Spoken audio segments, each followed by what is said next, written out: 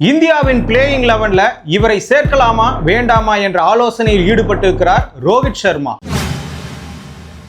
நியூசிலாந்துக்கும் பாகிஸ்தானுக்கும் எதிராக விளையாடின சேம் பிட்ச் தான். டாஸ் விழுந்தா என்ன எடுக்கணும் ரோஹித் சர்மா. 115 கிலோமீட்டர் வேகம் போடும் வருண் சக்கரவர்த்தியினுடைய முன்னாள் வீடியோக்கள் எல்லாம் பார்த்து திட்டம் போட்டிருக்கிறார் நியூசிலாந்தினுடைய கேப்டன் சாண்டனர். 3 சாதனைகளை நிறைவேற்றுவாரா சாம்பியன்ஸ் டிராஃபில நியூசிலாந்துக்கு எதிராக விராட் கோலி. ஓய்வு எடுப்பாருன்னு நினைச்சா மீண்டும் களத்துக்கு வந்துட்டாரே இந்தியாவுக்கு எதிரான பெஸ்ட் பவுலரான நியூசிலாந்தினுடைய மேட் ஹென்றி. ரோகோவின் ஓய்வு குறித்து பேசிய கில். மேலே குறிப்பிட்ட அனைத்தையும் விரிவா இந்த தொகுப்புல பார்ப்போம். India versus New Zealand final. எப்படியோ நியூசிலாந்து ஃபைனலுக்கு வந்து விட்டது, அதே மாதிரி இந்தியாவும் ஃபைனலுக்கு வந்து விட்டது. இரண்டுமே திறமை வாய்ந்த அணிகள் தான். ஒவ்வொரு அணியிலும் இருக்கக்கூடிய வீரர்கள் மேட்ச் வின்னர்களாகவே பார்க்கப்படுகிறார்கள். இந்த இடத்துல குழப்ப நிலை என்னன்னா, இந்தியா வந்து ஒரே பிட்ச்ல விளையாடுறாங்கப்பா, துபாயிலேயே விளையாடுறாங்கப்பா. இதை தான் மிகப்பெரிய ஒரு வதந்தியாக உருவாக்கி அனைத்து வீரர்களுமே, அதாவது இங்கிலாந்து வீரர்களும் சரி, சவுத் ஆப்பிரிக்கா வீரர், அதில் குறிப்பிட்டு சொல்ல போனா மில்லர் அவர்கள் எங்களை லீக் சுற்று முடிந்தவுடனே இந்தியாவுடன் அரையிறுதியில் மோத ஆஸ்திரேலியாவும் சவுத் ஆப்பிரிக்காவையும் இந்த இடத்துக்கு வர வச்சாங்க. வர வச்சு யாரு ஃபர்ஸ்ட் பிளேஸ் வராங்களோ அவங்க செகண்ட் பிளேஸ் வரவங்க கூட ஆட வேண்டிய ஒரு சூழ்நிலை. அந்த வகையில எங்களை திருப்பி அனுப்பிட்டாங்க பாகிஸ்தானுக்கு. இந்த ஒரு நாள் இடைவெளியில எங்களுக்கு டிராவலே அமைந்து விட்டதனால நாங்க இனி நியூசிலாந்துக்கு தான் சப்போர்ட் பண்ணுவோம் இந்த ஃபைனல்னு சொல்லிட்டு மில்லர் தெரிவித்திருக்கிறார். அதே மாதிரி பல வீரர்கள், மைக்கேல் வேகன் இங்கிலாந்தினுடைய முன்னாள் கேப்டன், இவர் என்ன தற்பொழுது அறிவித்திருக்கிறார்னா சோசியல் மீடியாவில், அதாவது சொந்த ஊர், புதிய சொந்த ஊரான துபாயில வெல்வதற்கு இந்திய அணிக்கு வாழ்த்துக்கள் சொல்லிட்டு கிண்டல் அடித்திருக்கிறார். கங்குலி கூட அதற்கு பொதுவாக என்ன சொல்லி இருக்கிறார்னா, நாங்க வேணும் துபாயில தான் விளையாடுவோம் சொல்லலையே, பாகிஸ்தான்ல விளையாட மாட்டோம் தான் சொன்னோம். அதற்காக ஐசிசி ஏற்பாடு செய்த ஒரு இடம் தான் இந்த துபாய். ஆகையினால இந்திய அணி இதுல வந்து நாங்க துபாயில மட்டும் தான் விளையாடுவோம் யாரும் ஃபோர்ஸ் பண்ணல. இது ஐசிசி செய்த செயல். அப்படி பார்க்கும் பொழுது இதற்கும் இந்திய அணிக்கும் சம்மந்தமே கிடையாது. இந்தியாவில் இருக்கக்கூடிய ஜெய்ஷா தான் ஐசிசிக்கு தலைவர் என்ற ஒரே காரணத்தினால இந்தியாவுக்கு சப்போர்ட் பண்றாங்கன்னு மட்டும் பேசிடாதீங்க. அங்க பல சேர்மன்கள் இருக்கிறாங்க, வெவ்வேறு நாட்டை சேர்ந்தவர்கள். எல்லாரும் ஒத்துழைப்பாங்கன்னா கண்டிப்பா ஒத்துழைக்க மாட்டாங்க. ஐசிசியை பற்றி எல்லாருக்குமே தெரியும். அதுவும் இல்லாம அஸ்வின் அவர்கள் தன்னுடைய பேட்டியில என்ன சொல்லியிருக்கிறார்னா, சவுத் ஆப்பிரிக்கா தான் 2009ல வந்து சாம்பியன்ஸ் டிராஃபியை நடத்துச்சு. அப்படி நடத்தும் போது சவுத் ஆப்பிரிக்கா ஒரே இடத்துல தான் விளையாடினாங்க, ஆனா முதல் சுற்றுலயே வெளியே போயிட்டாங்க. அப்படி பார்க்கும் பொழுது அந்த அணி சரியா விளையாடலன்னு தானே சொல்ல முடியும். அந்த இடத்துல அந்த அணி சரியா விளையாடி இருந்தா உள்ள போயிருப்பாங்க. ஆக மொத்தம் இந்த இடத்துல சரியா விளையாடுனா கண்டிப்பா ஃபைனல் வரைக்கும் போக முடியும். அந்த அடிப்படையில பார்க்கும் பொழுது இந்திய அணி சிறப்பா செயல்பட்டு இருக்கிறாங்க. அப்படிதான் அவங்களும் உள்ள வந்திருக்கிறாங்க. அதுவும் இல்லாம டெஸ்ட் போட்டிகள்லாம் வந்து பாருங்களேன், இந்திய அணி வெளிநாட்டுல போயிட்டு தோத்து போயிடுச்சுன்னா உடனே என்ன சொல்லுவாங்கன்னா, அவங்க சரியா விளையாடலன்னு சொல்லுவாங்க. அதை ஏற்றுக்கொள்ளக்கூடிய மனப்பான்மை இந்திய அணி வீரர்களுக்கு எல்லாருக்குமே இருக்கு. ஆனா வெளிநாட்டிலிருந்து இங்க வந்து விளையாடுறவங்க என்ன சொல்லுவாங்கன்னா, அந்த மண் இந்திய மண் அவர்களுக்கு சாதகமாக அமைந்து விட்டது, அந்த இடத்துல ஜெயிக்க முடியலன்னு சொல்லிட்டு குறை சொல்லிட்டு போயிடுவாங்க ஒரே வார்த்தையில. அதுவும் இல்லாம இங்க முக்கியமா நம்ம நோட் பண்ண வேண்டிய விஷயம், நியூசிலாந்துக்கு எதிராக ஒரு லீக் மேட்ச் நடந்தது. ஃபர்ஸ்ட் அப்பதான் வருண் சக்கரவர்த்தி உள்ள இறங்குறாரு. தன்னுடைய திறமையின் அடிப்படையில தானே அந்த இடத்துல 5 விக்கெட்டை எடுத்தாரு தவிர அவர் வந்து அதே மண்ணில் தொடர்ந்து விளையாடுறாரு. ஆகையினால் தான் அவர் 5 விக்கெட் எடுத்துட்டாரு சொன்னா அது எவ்வளவு பெரிய அவலம். அதையெல்லாம் ஒதுக்கி வச்சுட்டு இங்க திறமையின் அடிப்படையில எவன் நல்லா செயல்படுறானோ அவன் தான் வந்து ஃபைனல் வரைக்கும் மூவ் பண்ண முடியும். இதெல்லாம் இந்திய நாட்டுக்காரனே அப்போஸ் பண்ணும்போது தான் கொஞ்சம் சிரிப்பா இருக்குது. அதுவும் இல்லாம வெளிநாட்டுக்காரன் சொல்றானா அவன் இழந்துட்டு போயிட்டான், அதனால அந்த மாதிரி சொல்றான். அதுவும் இல்லாம இந்த மைக்கேல் வேகன் சொல்றதெல்லாம் பார்த்து சுனில் கவாஸ்கர் ஆல்ரெடி சொல்லி இருப்பாரு, வைத்தறிச்சல் பிடிச்சவங்க இங்கிலாந்து அணி தோற்குது, அதை பற்றிலாம் கவலைப்படல, இந்தியா ஒரே இடத்துல விளையாடுறது ஜெயிக்கிறது உங்களுக்கு குறையா இருக்கு, முதல்ல உங்க அணியை போயிட்டு சரி பண்ணுங்க, அந்த அணியில என்ன குறைபாடு இருக்குன்னு பாருங்க அப்படின்னு சொல்லிட்டு திரும்ப வந்து சுனில் கவாஸ்கர் பல நபர்கள் வந்து கண்டனம் தெரிவிச்சிருக்காங்க, கங்குலி உட்பட. இப்பொழுது நடக்கக்கூடிய போட்டி வந்து சேம் பிட்ச்ல தாங்க நடக்க பொழுது. ஆல்ரெடி நியூசிலாந்தும் பாகிஸ்தானும் அந்த இடத்துல விளையாடி இருக்கிறோம், நாம ஃபேஸ் பண்ணி இருக்கிறோம். நியூசிலாந்த ஒரு 44 ரன்கள் வித்தியாசத்துல நாம தோற்கடிச்சிருக்கோம் அந்த பிட்ச்ல. எப்படின்னு பாத்தீங்கன்னா 249 அடிச்சிருப்போம். அதுவும் இல்லாம அவங்க 204 ரன்களுக்கெல்லாம் ஆல் அவுட் ஆகி 44 ரன்கள் வித்தியாசத்துல நாம ஜெயிச்சிருப்போம். வருண் சக்கரவர்த்தியினுடைய சுழற்பந்து காரணமாக நாம அவங்களை திணற அடிச்சு ஒரு பக்கம் வெற்றியை பெற்றிருப்போம். அந்த வகையில பார்க்கும்போது பாகிஸ்தானையும் நாம தோற்கடிச்சிருக்கிறோம் அதே பிட்ச்ல. சோ சேம் பிட்ச்ன்றதுனால நாம டாஸ் விழுந்தா என்ன எடுக்கணும். பாகிஸ்தானுக்கு எதிராக நாம ஃபீல்டிங் எடுத்தோம், ஆனா நியூசிலாந்துக்கு எதிராக நாம முதல்ல பேட்டிங் எடுத்தோம். அப்படி இருக்கும் பொழுது டாஸ் விழுந்தா என்ன எடுக்கணும் ஏன்னு கேட்டீங்கன்னா, இங்க வருண் சக்கரவர்த்தி நம்ம பக்கம் பக்க பலமாக இருக்கிறார். நாம டாஸ் விழுந்து பேட்டிங்கை எடுத்தா கண்டிப்பாக 300 ரன்னை கிராஸ் பண்ணியே ஆகணும். அதுவும் இல்லாம ஃபீல்டிங் எடுத்தா அவங்கள 250க்குள்ளார சுருட்டியே ஆகணும். அந்த பக்கமா இருக்கக்கூடிய சாண்டனர் மட்டும் ஒரு குறைந்தபட்சமாக நாம பார்க்க கூடாது. அவரும் திறமை வாய்ந்த ஒரு திறமைசாலி. பிரேஸ்வெல் இருக்கிறார், நல்ல ஒரு பிளேயராக ஆல்ரவுண்டாக பார்க்கப்படுகிறார். பிலிப்ஸ் இருக்கிறார். இந்த மாதிரி நிறைய வீரர்கள், வில்லியம்சன், ரச்சின் ரவீந்திரா இவங்கெல்லாம் தொடக்கத்துல நின்னுட்டாங்கன்னா கண்டிப்பா ஆட்டம் 300 தொடக்கூடிய ஒரு சூழ்நிலை. அதுவும் இல்லாம துபாய் பிட்ச்ல இப்போ வரைக்கும் 300 அடிக்கக்கூடிய ஒரு சூழ்நிலை ஏற்படவே இல்லை. அப்படி பார்க்கும்போது அந்த பிட்ச்ல 290 280 அடித்தாலே வெற்றி இலக்கை தொடக்கூடிய ஒரு சூழல் நேரிடும். நியூசிலாந்து அணியில இவர் ஓய்வெடுப்பார்னு நினைச்சோம். ஏன்னா காயம் ஏற்பட்டது செமிஃபைனல்ல சவுத் ஆப்பிரிக்காவுக்கு எதிராக. அப்படி காயம் ஏற்படும் போது அவர் ஓய்வு எடுத்துட்டு கண்டிப்பா நம்மளுக்கு ஃப்ரீ பண்ணி விடுவாங்க, ஃபாஸ்ட் பவுலிங் இல்லாம நியூசிலாந்து அணி திணறி போவாங்கன்னு நினைச்சா, இந்த இடத்துல சாண்டனர் பேட்டியில என்ன சொல்லியிருக்காருன்னா, மேட் ஹென்றி வந்து தயாராகிட்டாரு, கண்டிப்பா ஃபைனல் அவர் விளையாடுவாருன்னு சொல்லியிருக்காங்க. அந்த வகையில் அவரை பார்க்கும் பொழுது 10 ஓவர் வீசி 42 ரன்கள் கொடுத்து 5 விக்கெட்டை எடுத்திருப்பார். இந்த இடத்துல ஸ்பின் பவுலிங் மட்டுமே இந்த சாம்பியன்ஸ் டிராஃபில அதிகமான விக்கெட்டுகளை எடுக்கக்கூடிய ஒரு சூழ்நிலை, நல்லா டாட் பண்ணக்கூடிய ஒரு சூழ்நிலையாக இருந்தது. ஆனா ஒரு ஃபாஸ்ட் பவுலர் இந்த அளவுக்கு பேர் எடுத்து சென்றிருக்கிறார் அந்த துபாய் பிட்ச்ல. அதுதான் நம்ம பதிவு செய்யப்பட வேண்டியது.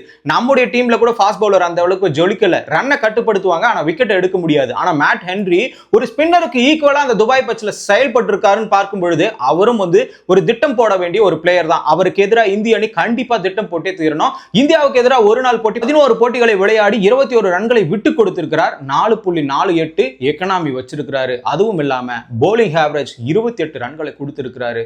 இப்படி பார்க்கும் பொழுது அவருக்கு எதிராக கண்டிப்பா இந்திய அணி திட்டம் போட்டே ஆகணும். ஏன்னா ஒரு பெஸ்ட் பவுலர். நெதர்லாந்து, ஸ்ரீலங்கா இந்த அணிகளுக்கு எதிராக சிறப்பாக செயல்பட்டு இருக்கிறாரு. முதல் 2 அணிகள், 3வது அணியா இந்திய அணி தான் இருக்கிறது. அப்படி பார்க்கும்பொழுது கண்டிப்பா திட்டம் போட்டு தான் ஆகணும். அதே மாதிரி நியூசிலாந்து தரப்பிலிருந்து யாருக்கு எதிராக திட்டம் போட்டிருக்காங்கன்னா சாண்டனருக்கு எதிராக. ஏன்னா சாண்டனர் ஓபன் டாக்கா வச்சிருக்கிறாரு.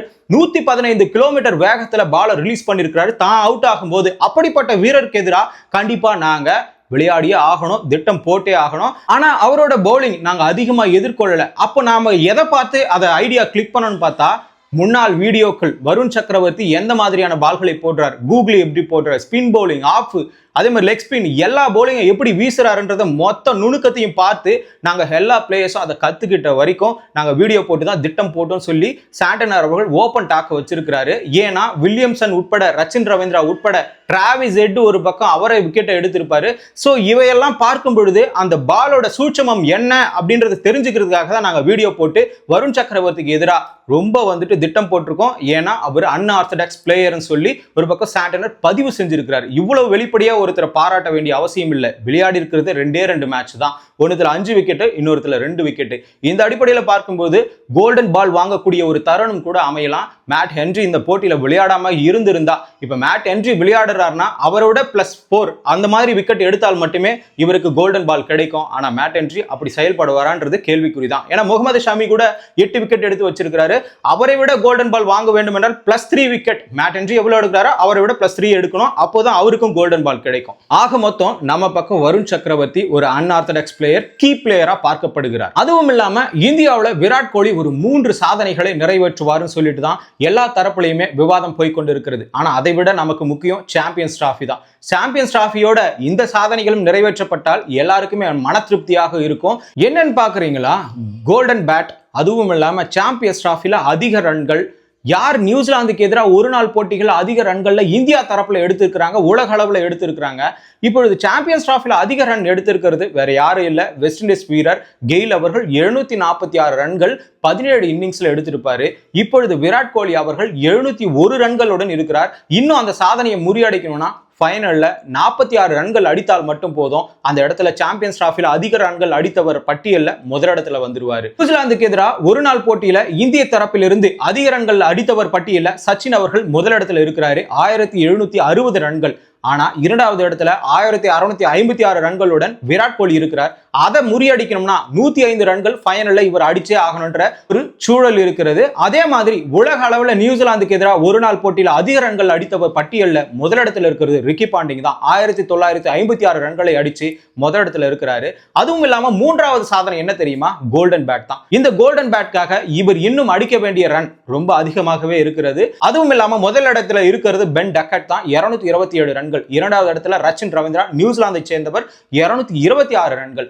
ஆனா 3வது இடத்துல ஜோ ரூட் இருக்கிறாரு. 4வது இடத்துல 218 ரன்களை அடித்து நம்முடைய விராட் கோலி இருக்கிறாரு. இந்த இடத்துல ரச்சின் ரவீந்திரா நியூசிலாந்துல ஒரு அளவுக்கு ஃபைனல்ல ரன் அடிச்சிட்டாருன்னா அவரை விட பிளஸ் 8 ரன்கள் அதிகமாக அடித்தால் மட்டுமே நம்முடைய விராட் கோலி அந்த கோல்டன் பேட்டை வாங்க முடியும். இதுல குறிப்பு என்னன்னா, உலக கோப்பையில கோல்டன் பேட் வாங்கினது நம்முடைய விராட் கோலி தான். இந்த சாம்பியன்ஸ் டிராஃபிலையும் வாங்கிட்டாருன்னா ஐசிசி தொடர் இரண்டிலுமே இங்க கோல்டன் பேட் வாங்கிய ஒரே நபர் உலக அளவுல விராட் கோலி மட்டும்தான்ற ஒரு சாதனையும் கிடைக்கும். இதே விராட் கோலியை பற்றி முக்கியமான விஷயம் என்னன்னா, பயிற்சி எடுக்கும் போது முட்டிக்கால காயம் ஏற்பட்டு இவர் விளையாடுவாரான்ற ஒரு சூழ்நிலை கூட ஏற்பட்டது. ஏன்னா பயிற்சியின் போது அமைதியாக எல்லாரும் பயிற்சி செய்வதை மட்டும் வேடிக்கை பார்த்து கொண்டிருந்தார் விராட் கோலி. அப்படி இருக்கும்போது இந்த போட்டியில அவர் விளையாடுவாரான்ற ஏக்கம் எல்லாருக்குமே இருந்தது. ஆனா கேப்டன் ரோஹித் சர்மாவும் சரி, பயிற்சியாளரும் சரி வந்து வெளிப்படையா சொல்லிட்டாங்க, கண்டிப்பா இந்த மேட்சுக்கு அவர் தயாராகிடுவாரு அப்படின்னு தான் சொல்லியிருக்காங்க. அந்த வகையில விராட் கோலி இந்த மேட்ச்ல ஒரு செஞ்சுரி அடிச்சே ஆகணும். அதுலயும் 105 அடிச்சா சச்சின் ரெக்கார்டு, 46 அடிச்சா கெயில் ரெக்கார்டு, இந்த மாதிரி பல சாதனைகளை முறியடிப்பார்.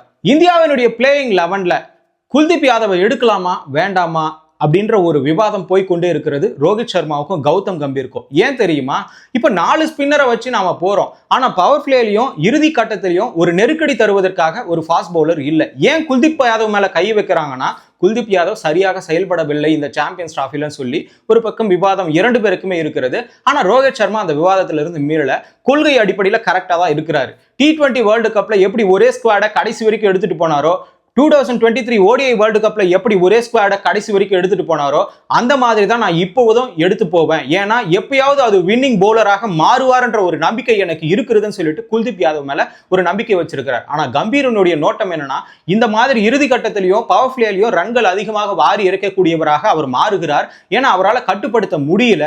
இவர் மட்டுமே அதிக ரன்களை ஒரு ஃபாஸ்ட் பவுலருக்கு ஈக்குவலா கொடுத்திருக்கிறாரு. அதுவும் இல்லாம சுமை வந்து முகமது ஷமி மேல அதிகமாக விடுகிறது. அந்த அழுத்தத்தின் காரணமா அவரும் பால லூசா ரிலீஸ் பண்றதுக்கான ஒரு நேரம் அமையும். அப்படி இருக்கும்போது நாம ஒரு ஃபாஸ்ட் பவுலர் அஷத் ராணாவை சேர்த்துக்கலான்ற ஒரு ஐடியாலஜி கொடுத்திருக்கிறாரு. ஆனா இவர் ஏற்க மறுத்திருக்கிறாரு. இந்த பிளேயிங் 11 நான் கண்டிப்பா கடைசி வரைக்கும் எடுத்துட்டு போறேன்ற ஒரு எண்ணத்துல தான் அவரும் உட்கார்ந்துட்டு இருக்காரு. ஆனா குல்தீப் யாதவ் இந்த இடத்துல என்னென்ன பண்ணிருக்காரு நாம பார்த்தே ஆகணும். 4 போட்டி விளையாடி 5 விக்கெட்டை எடுத்திருக்கிறார். பாகிஸ்தானுக்கு எதிராக 40 ரன் 3 விக்கெட்.